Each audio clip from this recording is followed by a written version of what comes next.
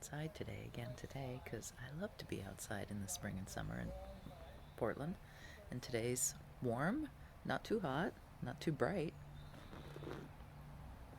A little bit of cloud cover, but it's still nice and chirpy outside. Chirpy, as the birds say. Today's mug is Japanese. I bought it for my husband. He's not going to be happy that I took his mug, but it was sitting out there. Apparently, and I'll probably get this wrong, so if any of you know Japanese who watch this, that there's a whole series of words that start with fish. And see that fish symbol? All of the vocabulary on this starts with the word fish. I just took a chance when I found this at Christmas time and bought it for him. And he was so pleased. It took a long time after, I think I got it for his birthday.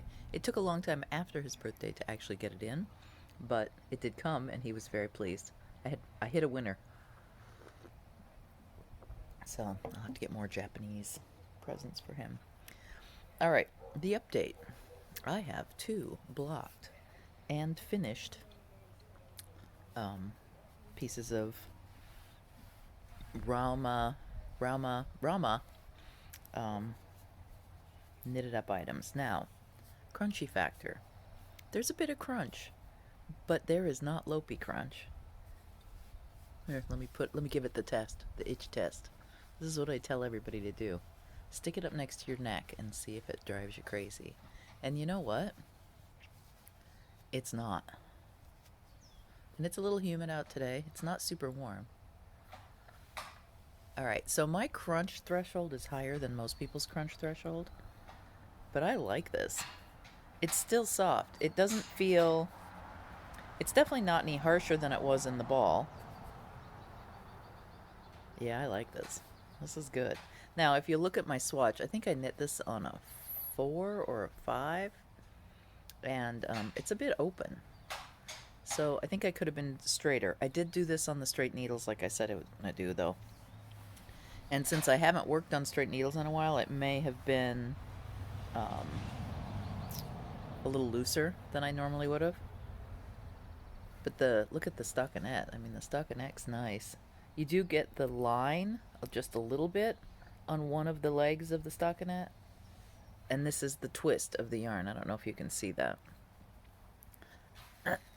But I'll take a close-up photo and put it in. You can see that one line is a little straighter than the other line on a stockinette, and that has to do with the twist of the yarn. There's a yarn twist style called a Z-twist that stops that problem, and it helps when you do color work, but this is just your normal ply. And then I also did a crochet one. Definitely G hook is a winner for the DK. It's just soft enough and not too stiff, but kind of garment soft. So it's perfect for that. So yeah, I still am very pleased with this yarn even after swatching. And I've said this before, I'll say it again. Wet block your wools. Wet block your wools to get all the machine oils out. Wet block your wools to get your finger oils out. Wet block your wools to get them to bloom. Wet block your wools to even out your stitches. So there's many, many reasons to wet block your wools. Speaking of blocking, these aren't blocked yet. I have a full unblocked, let's just put it around my face.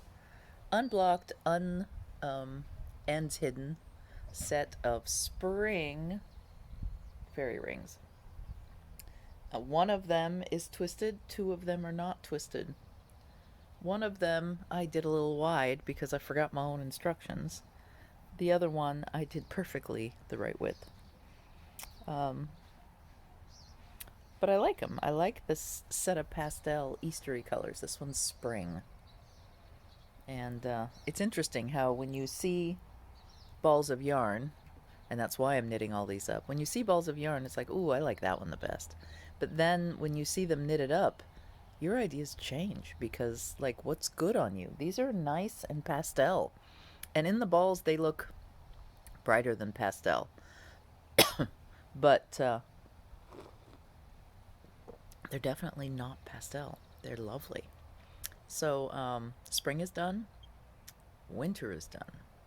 Fall is done. I'll show you fall tomorrow. And summer has two cowls left. I have two cowls left of summer, and then a full three set on the equinox or solstice. No, it's equinox. On the equinox. Yeah. So yeah, we had a knit group last night. There were only 3 of us. I would love to see some more people out here sprinkling around the yard, the yard. Especially since it's looking good right now. The yard doesn't often look, well, the yard looks good for me, but because I don't take care of it. Ooh, and I might get some irises blooming soon. I just noticed a new stand of iris. This week on the docket, I'm going to do a little dyeing. I'm going to do a little gardening because I need to get my little tomato and oregano, and it's definitely oregano because I can read the tag from here. I've moved chairs. My tomato and oregano up, and my nasturtiums figured out where they're going in at. My neighbors are putting up a cover. They have a gazebo in their backyard, which good reason. But last year in the fire windstorm hell that we had, their cover disintegrated and was not nice. It really blew away, and they've got a new one for it, so they're trying to put that up today. Some mornings the coffee just is so necessary and good. You notice I'm going, oh, yesterday I was the same, I noticed on the video. So today I'm headed off to, and I've got a phone call to make after I get finished with you guys. I'm headed off to Ilwaco to interview Pearly Shell for the slow crawl and to deliver both their photography items for their pattern giveaway and to deliver their passports because they've got a lot coming. They've pre-sold a lot, which is good for them. So I'm going to deliver those and do a little interview with them. I came up with some interview questions. If you guys have interview questions you would like to ask the Slow Crawl shops, put them in the comments below. Ooh, I'm going to do the thing that all the YouTubers do. Put them in the comments below. And I'll ask them. Well, I'll vet them and then I'll ask them. But I have a list of 10 questions for Pearly Shell that the knit group gals came up with last night. I think they sound like fun. They're good. They're fun questions. I think they'll go well. But Pearly Shell is my first interview this year. I did a couple of live online interviews last year, and the technology proved to be a bit of a problem. So I've decided this year I'm going to drive around to all these shops and do those interviews live. So next week I'm heading up to the Seattle area, and I'm going to try and get a lot of interviews done in one sweep. I'll probably go by myself once I get the camera-age figured out. And yeah, that's the plan. That's the plan. Get these interviews up so you guys can all see interviews with cool people who own cool yarn shops. The first trial of which will be Pearly Shell. But they dye their own yarn, so that's going to be, I think it's going to be a fun interview. I hope that comes up and we get to see how they do it. I'm going to let you go. It's 8 minutes. I have a trip to the post office to do because apparently my post person decided that I needed to forward my mail and I hadn't, even though I had people here picking up my mail every day. So I'm not sure what that's about or if they even just got the address wrong. But we will soon find out. Okay. Have a good, it's Friday for me. Have a good Saturday for you. I'll see you tomorrow. Bye.